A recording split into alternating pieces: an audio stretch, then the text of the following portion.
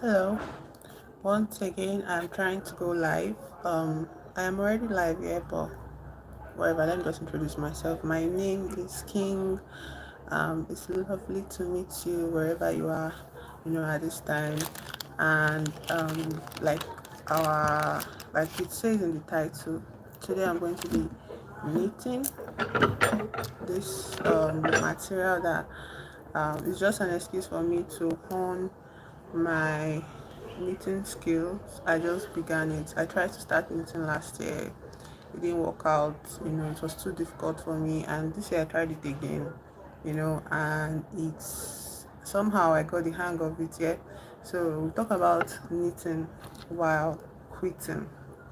And today, unlike yesterday, I was very conscious because I was seeing everything. So I'm going to try wearing these frames I got. They're just fancy frames. They're not medicated. So I just want to change my look and see, try it out. So fair warning for those of you that don't know how any of this works.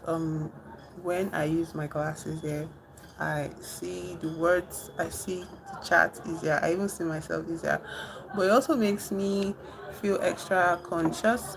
So wearing these glasses is just trying to change my overall aesthetic for a bit, just have a little fun while losing that element of intense self-consciousness. So I might not be able to see your chat or say hi, but just know I'm saying hi, and I'll like maybe sometimes I'll get close enough to squint and all of that. So first of all, let me just take you through the process of knitting. Knitting is very important for me because it helps me with emotional self-regulation, and this is something I recently came upon. Before it used to be crochet, but now because I get bored easily, I've finally found something to replace crochet. It's not like I will stop crocheting here, but now whenever I feel intense stress emotionally or in my nervous system, I just pick up my needles and start working on it. But for knitting, it's not mostly about like the stress of emotional dysregulation, yeah, or nervous system dysregulation. It's more about my it's just like instead of me to disappear into a fantastical world and run away from my reality, it keeps me grounded. I'm like, yeah, yes, I am here, in this moment in my body. What I see is what I get. There's no running away from this reality that I exist in. And I think it's been a long time coming. I didn't just wake up and have this understanding. So before I go too far, I want to talk about also. It might look as if I'm not looking. It might look like I'm not, paying attention to the stream, or to you guys, but I'm very, very, very, very attentive. Let me see. Okay. Yeah. Welcome. So, anyways, I'm trying to see. I'm not seeing clearly, but whatever. So today I said like the topic is knitting while quitting, while talking about quitting. So what is quitting in general? Quitting means um just stopping, you know, just putting a full stop on something, whatever it is. But like when we say quitting, most people think of a doing, like an actual doing that occurs in our life. You get, like you are living life and there's something you are doing, and one day you decide to put a full stop to that thing you are doing, and then you say, I quit. You get, because language is very, very important in our daily lives, and language is the means we use to translate what we mean. So when people say I quit, there's a finality to it, there's a finality to all of that thing you decide to quit. It feels as if you never go back to its iteration or to the specificity of that doing. You get, um well, I feel like, look at what I'm using. It's not perfect. I'm using it to learn how to knit. I feel like we don't really quit in a sense. Like the way we always say, like the way people, like the way we, from my experience, I can't just be saying we. Okay, so let's say, from my experience here, when we say, and from my interaction with some people, that I've met and I've known, when people say they quit something, you don't leave it entirely. Like the thing still occupies a mental aspect of your life where, like now, if you quit your job, it won't stop you from. Some people still spend like maybe a week or two just waking up at the same time as the time for their jobs. And hello to my chats. They wake up at the same time as their job, or at whatever they used to do.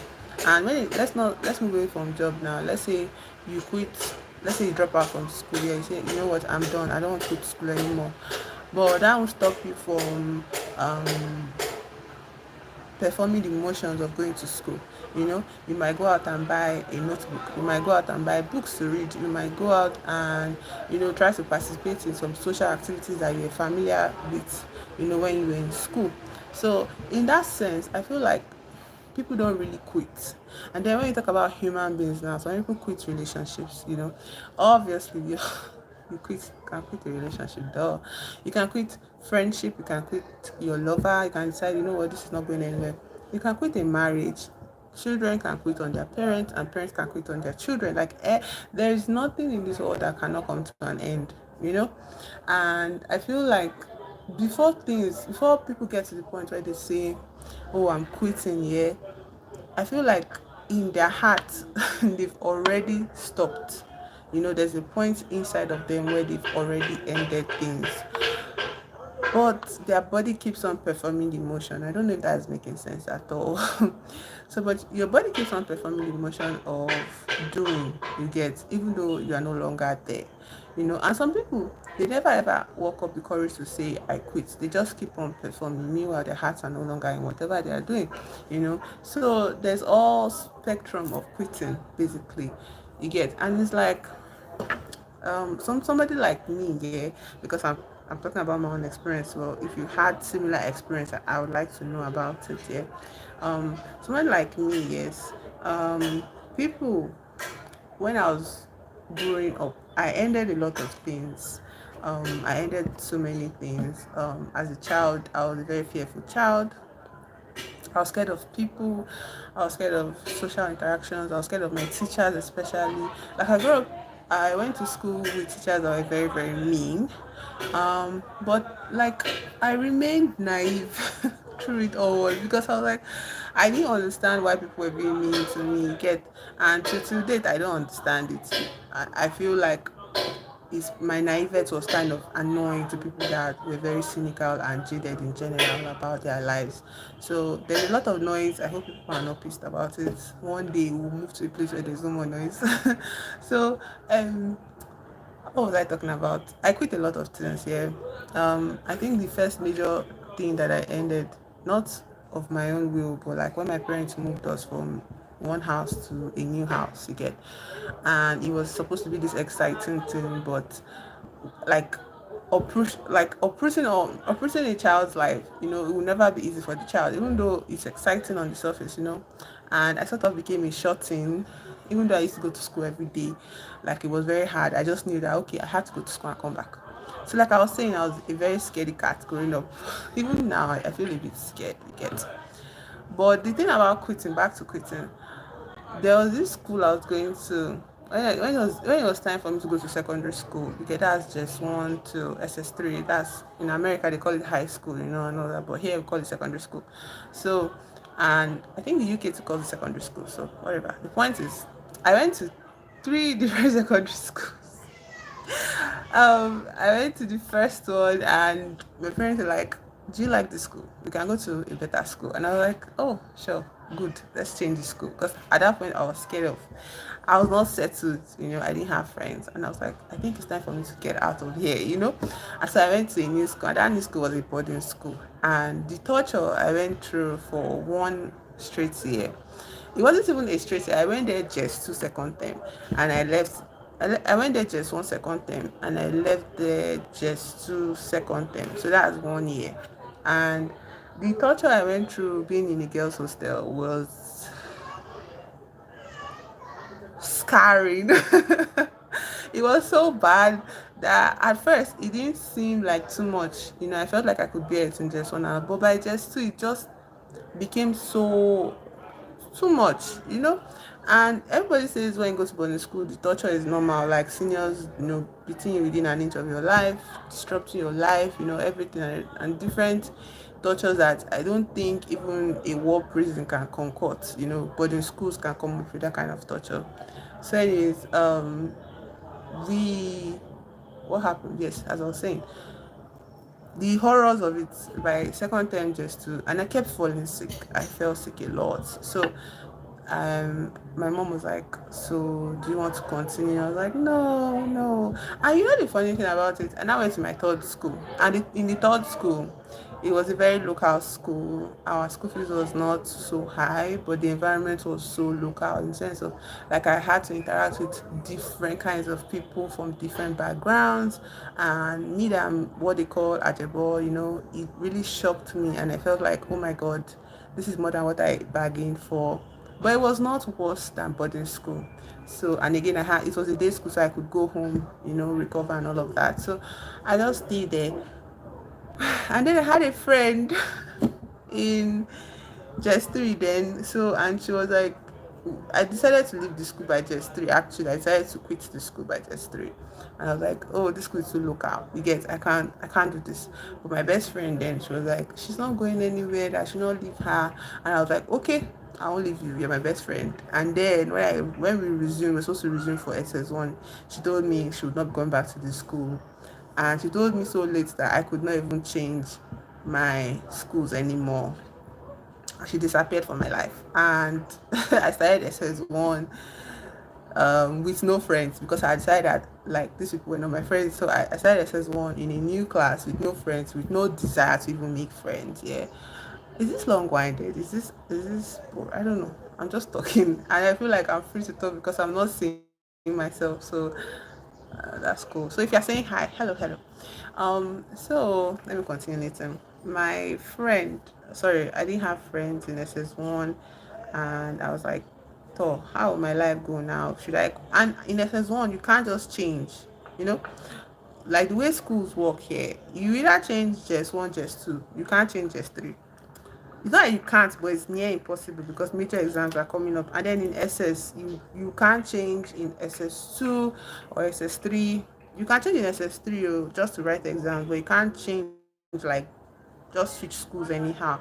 So by SS1 now, everything was set in stone, and I was just like, let me just soak it up. I can't leave anymore. I already told my parent that vehemently that I wouldn't leave, so I can't take it back.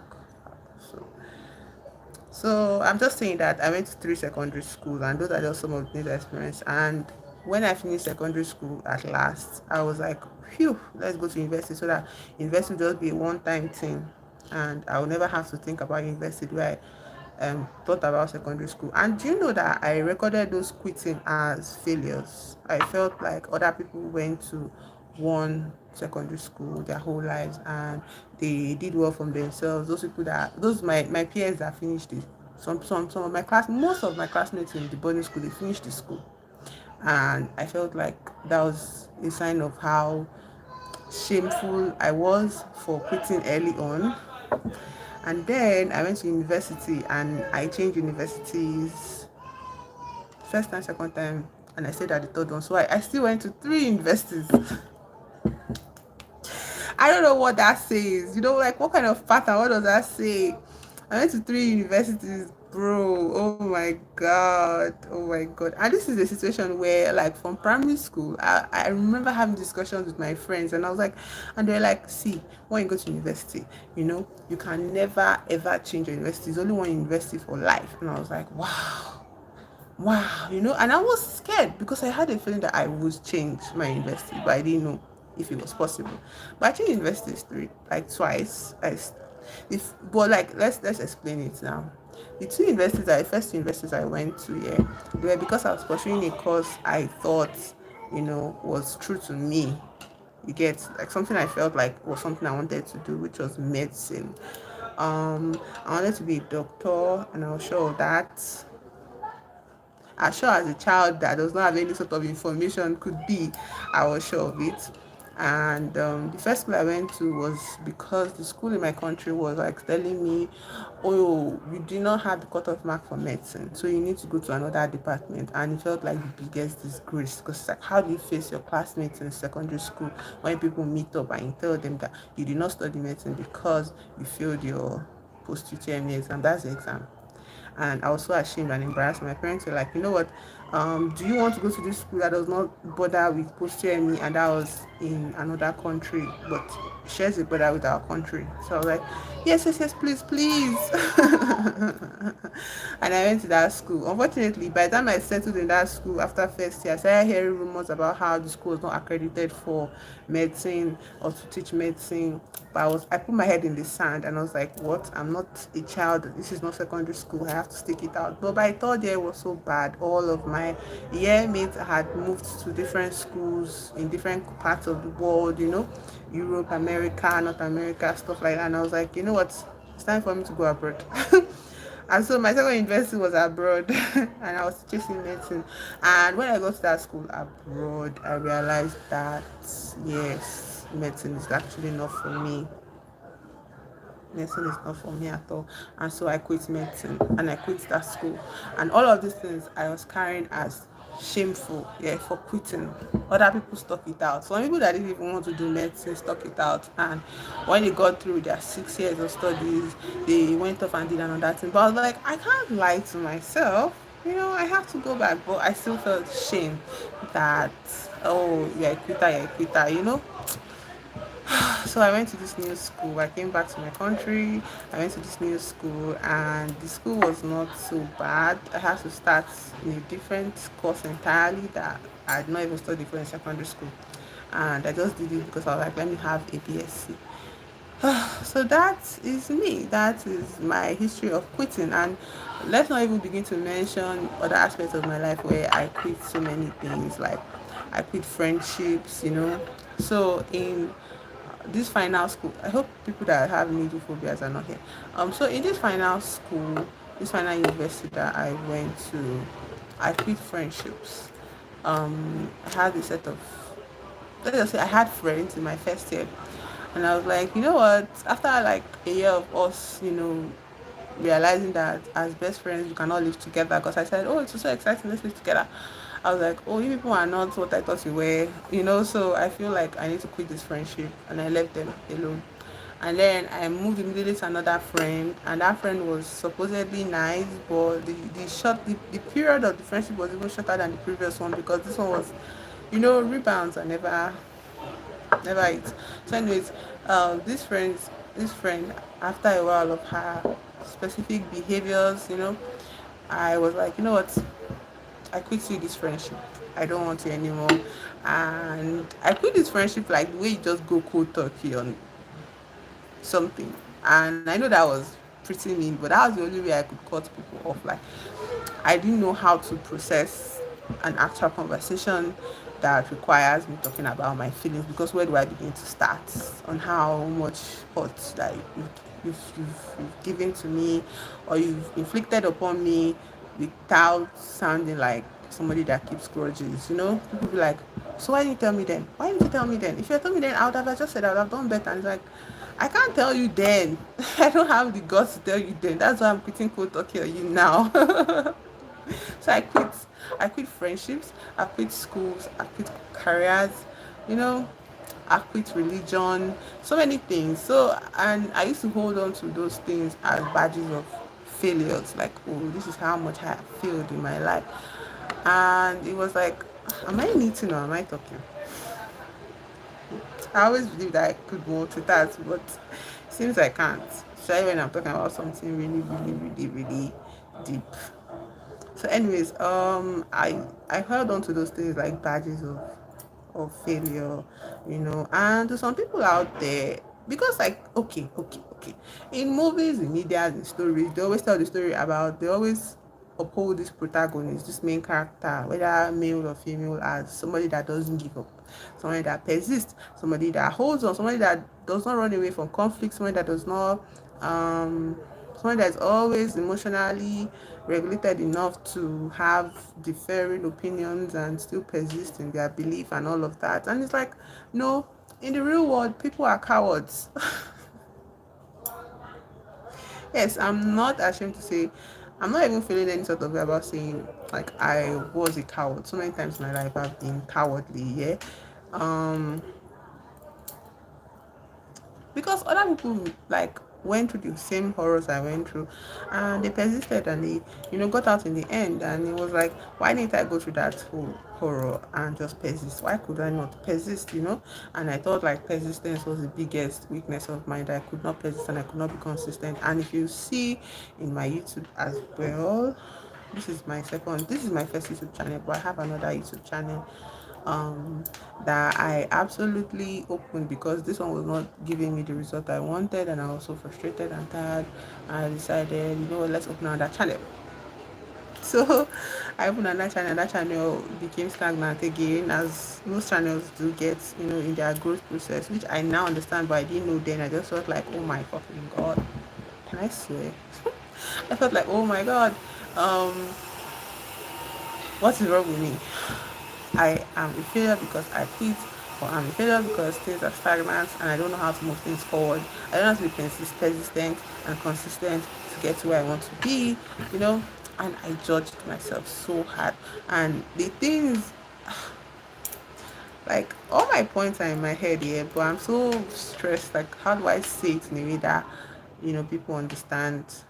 So anyways, as I was saying, all of these things I did, changing careers, changing schools, moving, all of quitting friendships, they were like, that in that final score I went to, I still quit the third friendship I made, and then I moved to a hostel where I was all by myself, alone in my room, and I thought it was the best thing that ever happened to me. But looking back on it now, I realized that I was just stewing in loneliness, like intense, insane loneliness, and I didn't even recognize it for what it was, because I was just happy that I had peace from the stress of, emotionally dealing with people that I don't think would ever understand me, so.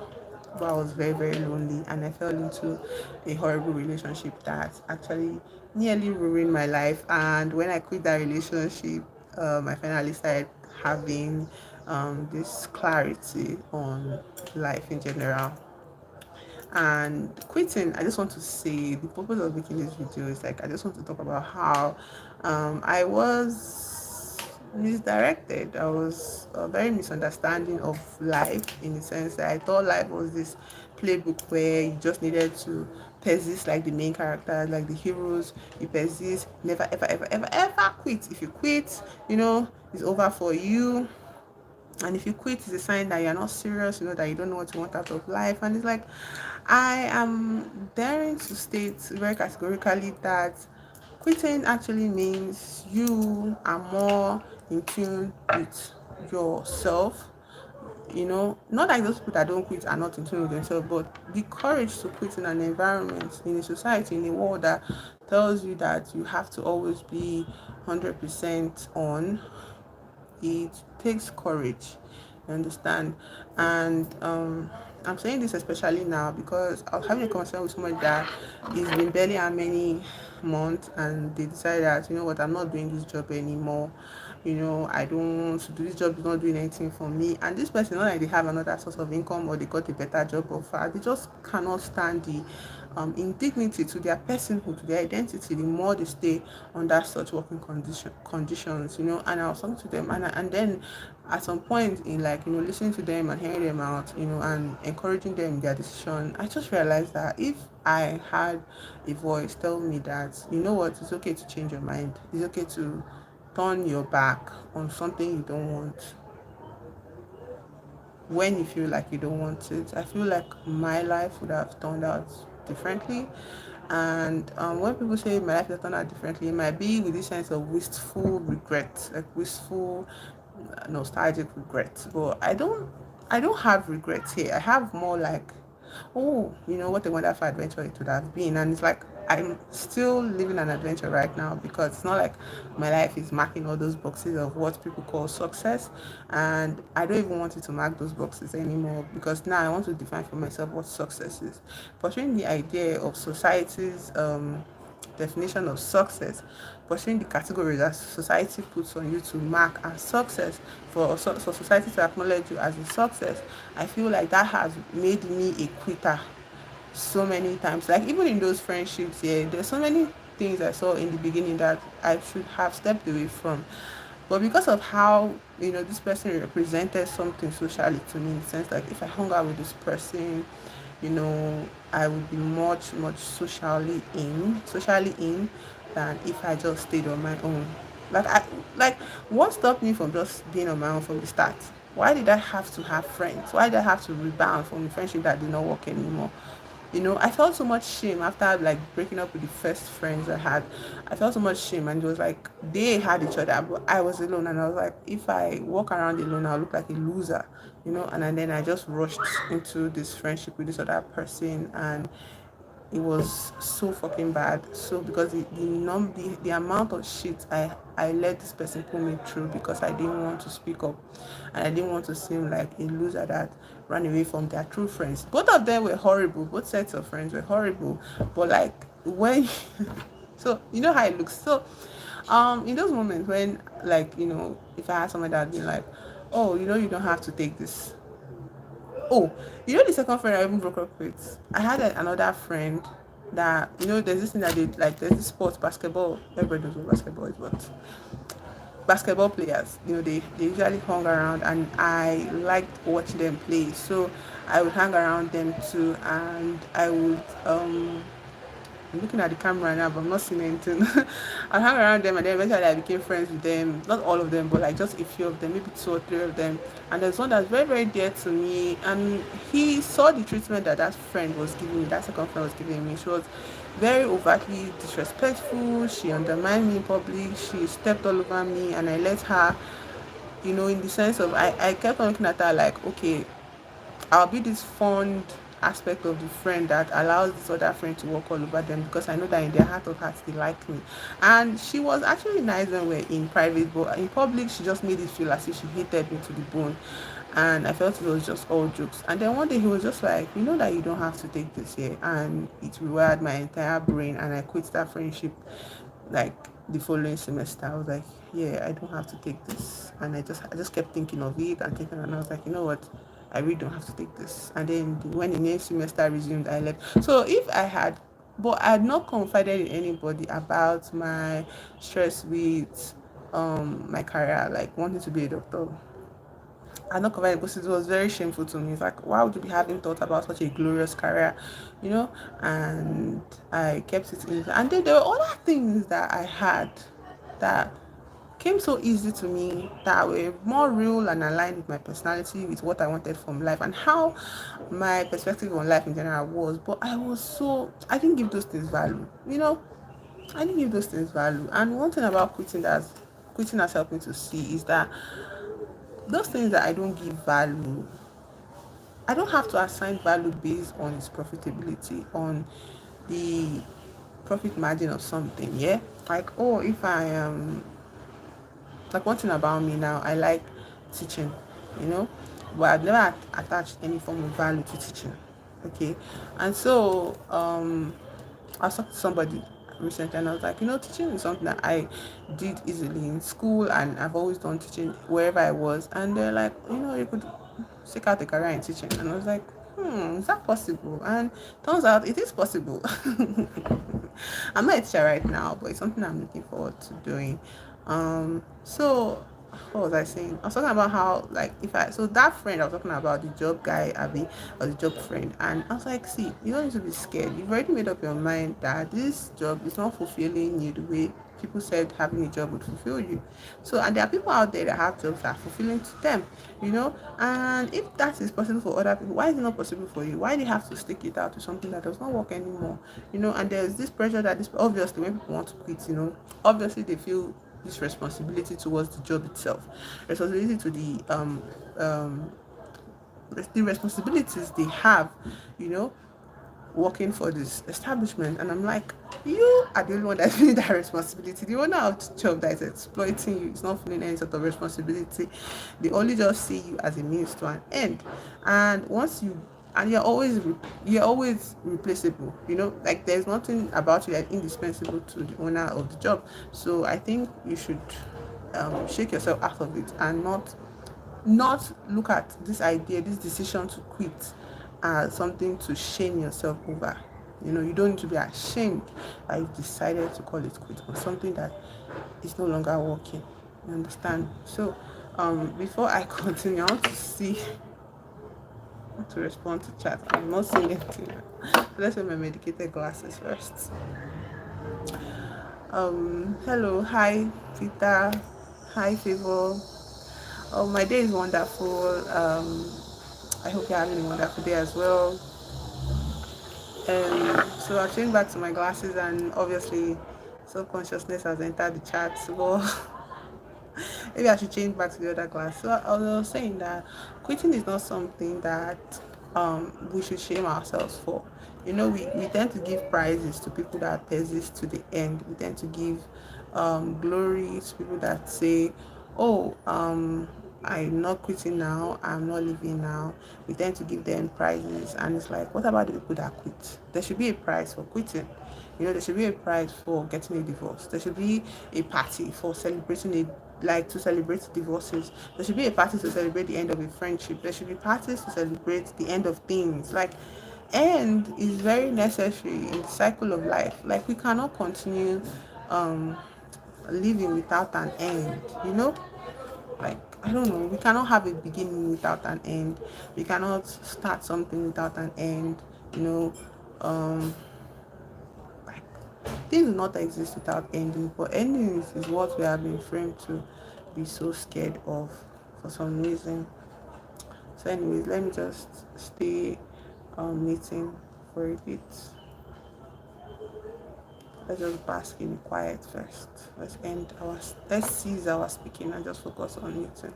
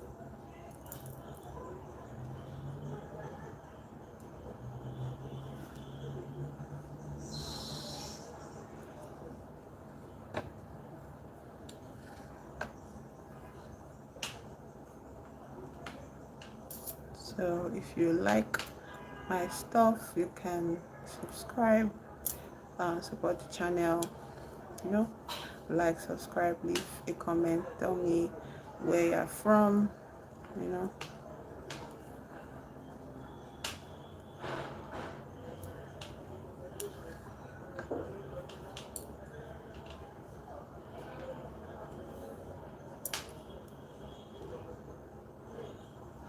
I wonder if you've also quit some things recently, you know. Tell me something that you've quit recently. Have you quit a hobby? Have you quit a job? Have you quit school? Have you quit a book? Has a plant quit on you? Has anybody quit on you lately? You know, let's celebrate quitting here. Let's celebrate endings. Endings are also what's being celebrated. Um, Endings are also what's being acknowledged for how important they are in the circle of life, you know, and all of that.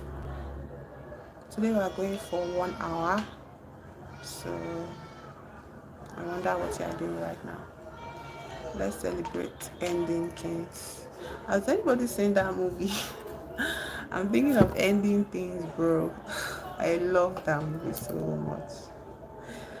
After watching that movie, yeah, for I think a whole week, everywhere I went, it was like a verbal steam for me. I kept on saying, I'm thinking of ending things. I'm thinking of ending things. Till now, I still don't understand what that movie was about. Do you know?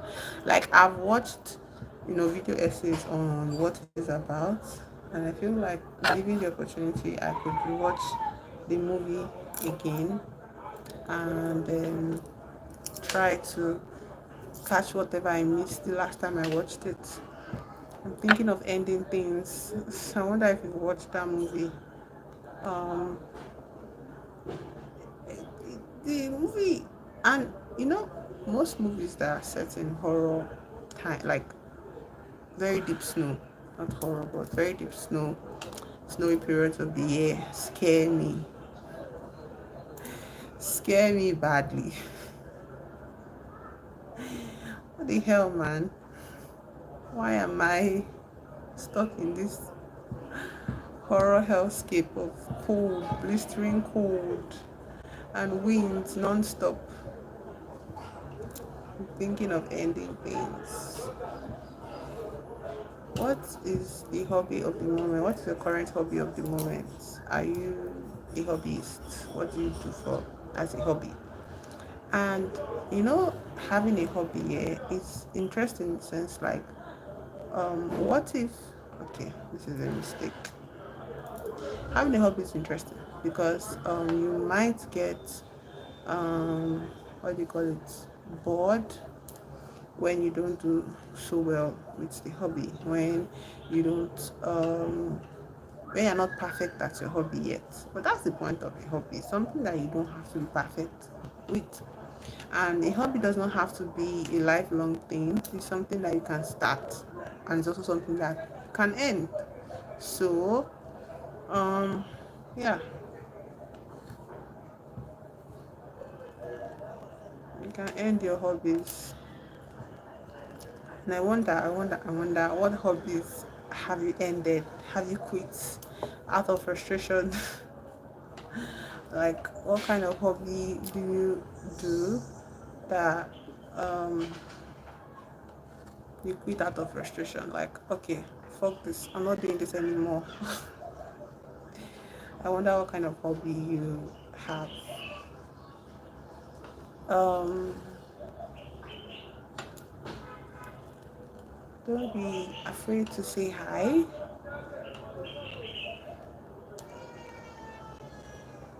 I recently went out and got a bunch of sweets, and now I don't feel like licking any of it because it's like, why did I get the sweets? Well, I think having sweets is not about finishing it, it's about savoring it. Yeah. Oh, oh, I missed it. Oh my god, don't miss out, please don't. That's one scary thing about knitting, man. Like, bro, if you don't pay attention, you lose the whole thing. You risk missing the whole thing. I think that's also what keeps me on my toes about it. I don't think I'm going to get bored of knitting anytime soon. It's so dangerous. It's like it could fall apart at any moment if you don't pay attention. Yes, and it's like, how much attention can I pay to this thing I'm doing that will not? Oh, we also reached the 40 minutes mark, which is 10 minutes more than yesterday.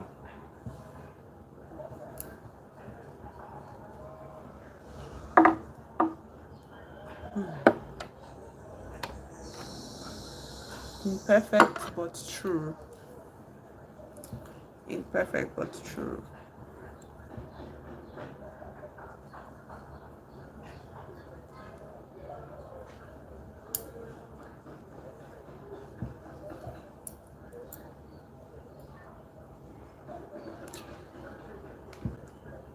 One thing about this needle is that it's very, very, very slippery, and it is metal interacting with plastic.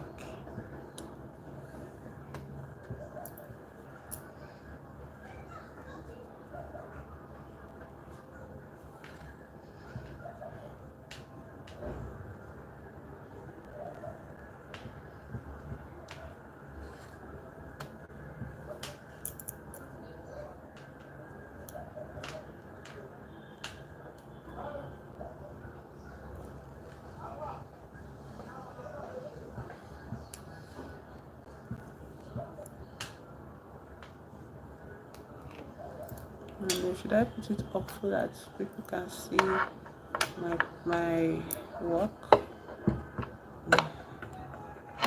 Yesterday I put my phone in the horizontal position, thinking that it would make the live stream show up accurately, but my phone ended up being in the landscape. My video ended up being in landscape mode, so I'm placing it correctly today,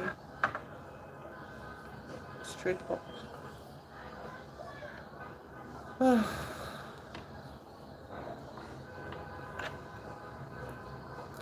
My day has been interesting so far. Should I tell you what I did in my day today?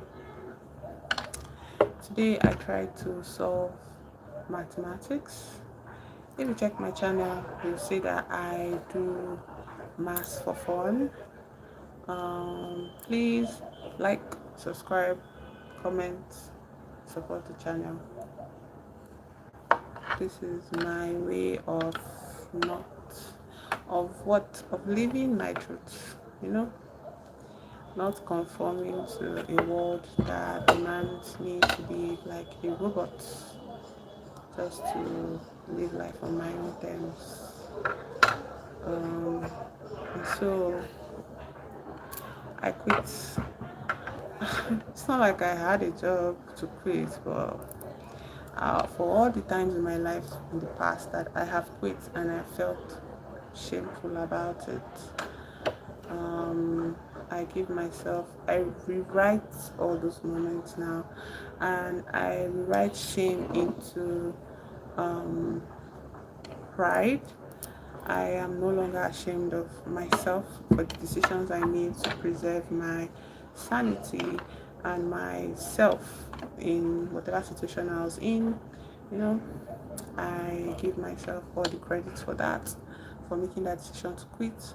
And I normalize it in my history. Oh yeah, I quit a lot. I quit. Quitting is just very typical of me because it is my nature, it's not a bug.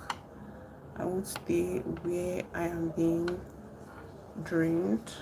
This looks a whole mess, but I won't stop because the point of knitting is knitting. I'm not really interested in creating anything fancy. If I do create something fancy eventually, that would be cool. Before I tired of the hobby itself, that would be cool, but there's no pressure here. This is a free for all quitting experience. Okay, that was a mistake. That was a mistake. So do this. Next time, I think I'm going to talk about mistakes and how mistakes are just misdirections. They are not wrong, but that's another stream. In this stream, we're talking about quitting, and I am celebrating my history in quitting, my history of quitting, just quitting in general. Like, oh, I don't like this, I quit, and I do not seek anybody's permission or leave to quit. I just quit as I like, you know.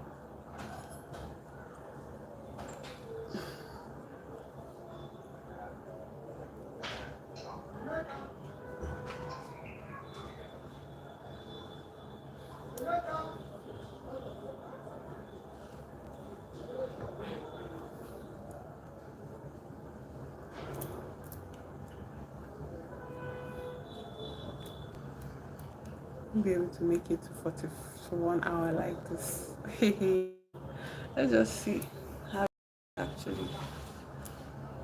I want wonder, can you pause a live stream? Also, I don't even know why I started this video, so this stream so intensely, just expositing about my background and my everything and my everything. I don't know, I guess I was just trying to tell a story. Okay, this thing is beginning to annoy me. Why am I missing this thread? It's so rough. Okay, I'm putting this knitting stuff for the stream. So you know what we're going to do now? We're going to continue with I'm keeping my glasses as well because I serve this purpose. For now we're going to start solving our puzzle. I packed all the pieces in this box. Oh my god. Oh my god, I have to pack them up now.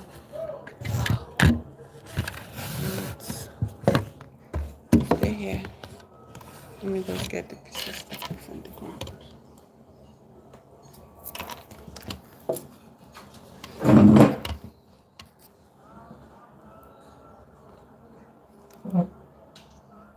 Wow. Yeah, all these pieces falling from.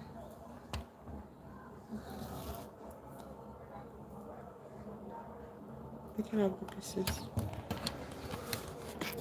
I wonder if you can stay here or you'll see me here.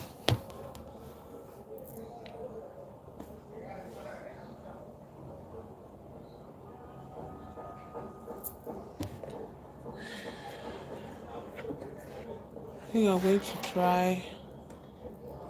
try fixing my puzzle now. I have quit. These are the pieces.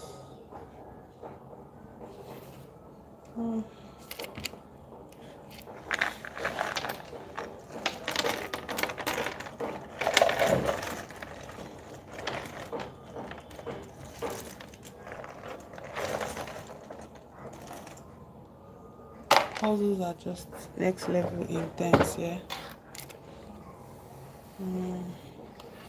Maybe now with a fresh eye I can start a different angle of the piece of a puzzle.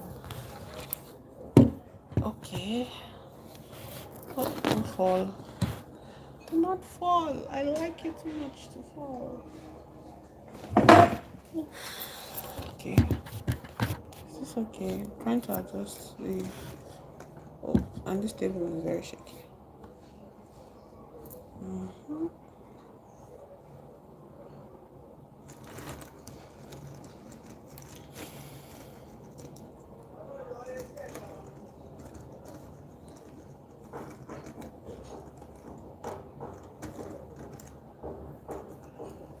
Trying to solve my puzzles now. I'm done knitting. I've quit for the moment, for the stream. Trying to solve my puzzles.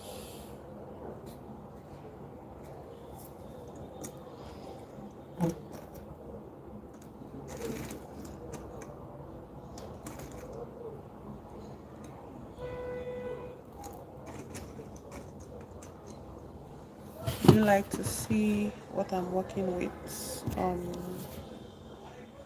So this is what I'm working with. All of the pieces are nearly overturned, and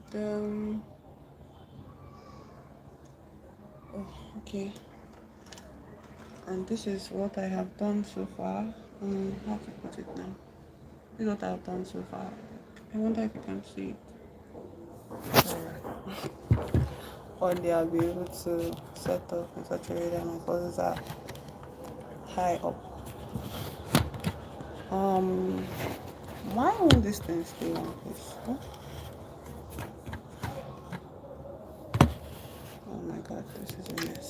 Sorry, so sorry. Sorry. Let's put it here.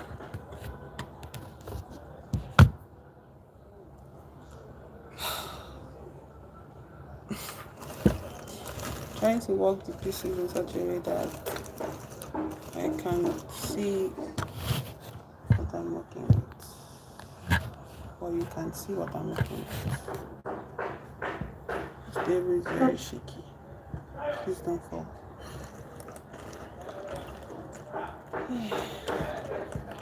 Okay. Inadvertently, I think I've gotten to the point where I have to start solving for the wolf pieces. But I don't want to go there. I want to go back to my grass. I just have to walk.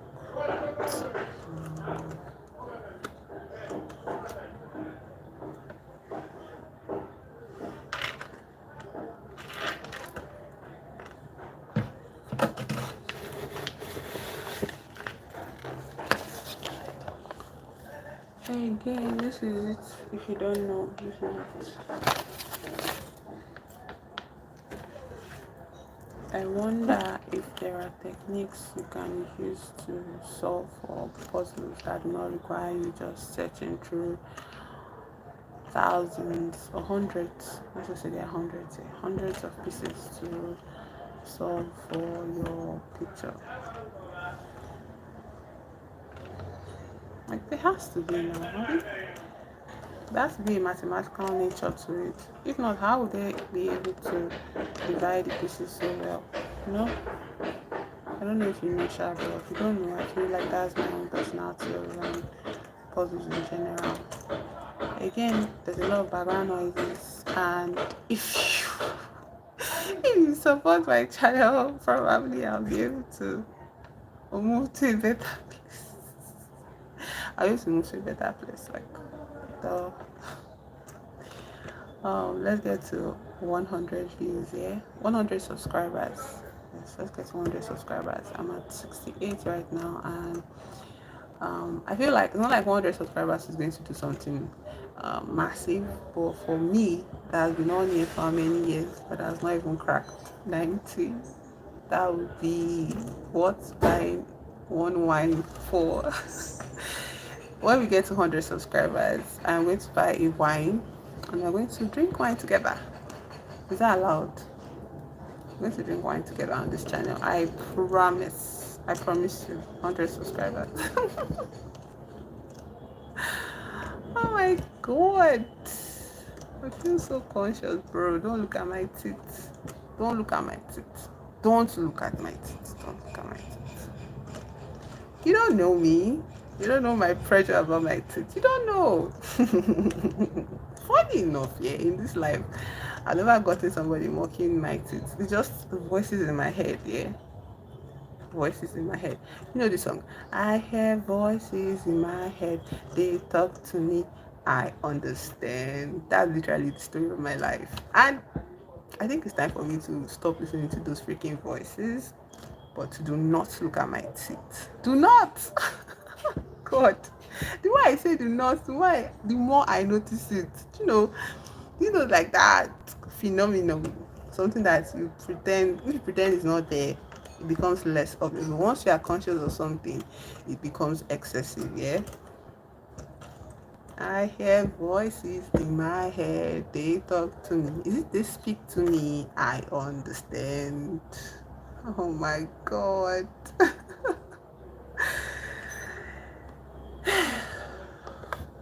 This is not the right place. Of course, it's not the right place. Oh, I think I should make a scientific study of this live streaming by minute 40. I start to feel very comfortable, even though I'm not really making any headway in my puzzles. Also, where are you from? Where are you from? Is YouTube taking my video outside of this country? Hey God. YouTube, you have to be impartial and take my videos out of this country. Okay? Oh my God. Do you guys know Wizkid? When I mean do you know Wizkid, I don't mean Spotify Wizkid though, and I don't mean this era Wizkid. I mean Wizkid from Starboy album, Wizkid from the one he sang with Olamide, that song, Omotoshan. I'm not even Yoruba, please. Don't crucify me. Anyway, the point of Wizkid talk is that there's a Wizkid song in my head right now.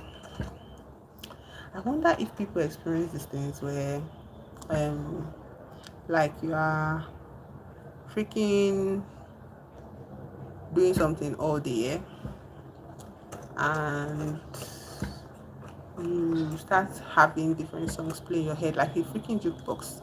Do people experience jukebox moments in their lives? Like you just go about your day, and nothing is happening, but this is not the right place. This is the right place. It's not the right place. Is this it? It's not. Like music just has to play, especially music that fits with the situation where you find yourself. Like, does that happen to you? It happens to me. I need to move on from these flowers, but I'm not ready to move into the wolves. Please. Ah, I'm just having so much trouble like fitting these pieces together. Like, do you know how intense it would be to fix on wolves? Like four. This is just leaves of lemongrass, rose bushes. So as I was saying, do you guys have this music selection in your brain? Like you have your own Spotify playlist. Oh, it's not it. You have your own Spotify playlist going on in your head, and it fits the situation you are in, or it does not fit. And it's like, why are you here? You know, recently I just acquired this vocal stem of that Chinese song, and I don't want to butcher it. That like the only part I like is that place where the voice in the background is going.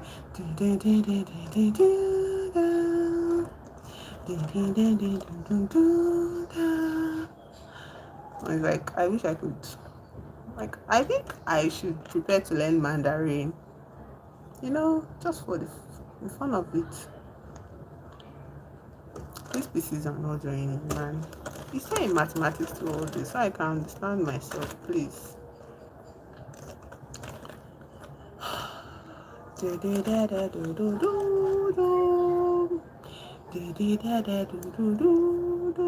Back to the thing you saw anything in the title, yeah? I got bored, so I stopped. I quit. There's nothing wrong with quitting. You can quit anytime. There's somebody that held your hand. You're not a machine. You're a human being, okay? You're allowed to stop things, even even at a moment's notice. You can just stop. Like, who made up that rule that when you start something, you have to see it to its very end? Who said that? That person was just trying to manipulate the next person to do what they wanted them to do. Let's gather all these pieces together. This lemongrass pieces together. Can you see them? They are very, very, very annoying. They keep on giving you this illusion that you are, ooh, that's right, but it's not right. It's fake. It's all lies. Let's look for the ones that it's all lies. So as I was saying, who says you cannot quit? Who is that person that lies to you? That me, I'm here to tell you that you can quit. Okay, you can quit. You can even, like you can just leave whenever you want. You get. That's just the fun of life. Like, I'm not a robot. This dog is always crying, and it's a puppy. I don't know why they always pick on this puppy. One day I'll go and talk to them. I'm tired. At least give the dog food. The dog is hungry. Give the dog food. Why did you have the dog in the first place? So as I was saying, um, subscribe. Don't look at my mouth, okay? Don't look at my mouth. You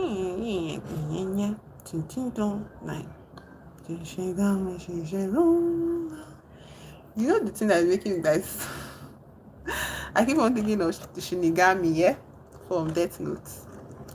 Yeah, somehow it relates to the song I'm singing, but I can't say it because if I say it now, it's be as if I'm like mocking something, but I'm not mocking. It's just like a verbal steam, when you want to just say some words that don't make any sense because it just scratches one part of your brain very well. Yeah, this is driving me insane.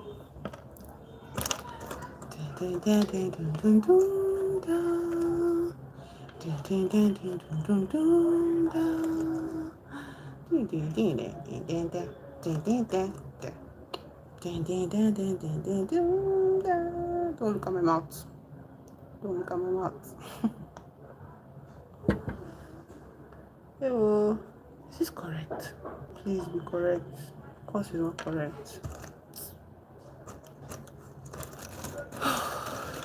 Okay. Oh, we got it to 1 hour. Okay, thank you for being here. I appreciate you spending time with me. It's been 1 hour. Adios. Don't forget to quit. You can always quit whenever you want. And I will see you in the next stream. Thank you for being here. Bye bye.